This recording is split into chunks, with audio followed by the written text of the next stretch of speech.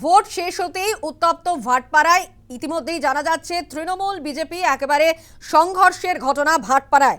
আবারও উত্তপ্ত হলো ভাটপাড়া। তৃণমূলের কর্মীকে বেধড়ক মারধরের অভিযোগ। ইভিএম স্ট্রংরুমে নিয়ে যাওয়ার পথেই তৃণমূল বিজেপি বচসা।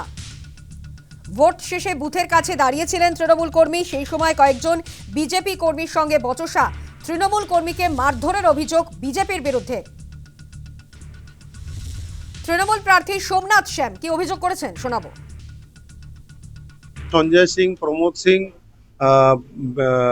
বিপ্লব ঘোষ, তারপরে আপনার প্রতীক সোনার এবং জিতেন্দ্র সিং বলে একটা ক্রিমিনাল, যে মার্ডার কেসের আসামির থেকে কয়েক বছর জেল খেটে ইতিমধ্যেই এসেছে।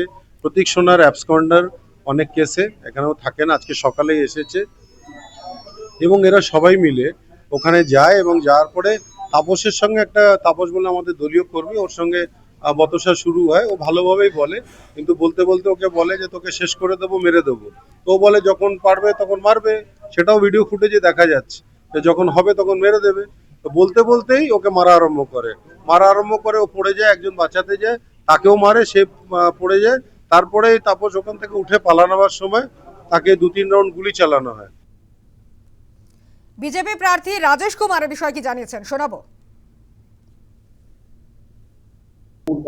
ওখানে তো কেন্দ্রীয় বাহিনী আছে, আমার তো মনে হয় না কোনো, এরা তো যারা গুলি চালানোর এক্সপার্ট, বোমা রাখার এক্সপার্ট, এসব করার এক্সপার্ট যারা আছে তারাই কিছু করতে পারলো না কোনো জায়গায়। আমার তো মনে হয় না কোনো জায়গায় কিছু ধরনের ঘটনা হতে পারে। তো খতিয়ে দেখতে হবে আমাদের, আমি জানি না, আমি শুনিনি এরকম কোনো ঘটনা। অভিযোগ থাকতে পারে, তো দেখতে হবে। পুলিশ তো আছে, কেন্দ্রীয় বাহিনীও আছে, ওরা তদন্ত করে দেখবে। কিন্তু মানে আমি তো নিজে ওখানে ছিলাম, অনেকক্ষণ ভোট সেটার কাছাকাছি আমি ওখানেই ছিলাম যখন স্লিপ বিতরণ হয়ে গেছিল। তো তখন অব্দি তো এরকম কোনো ঘটনা আমার চোখের সামনে পড়ে।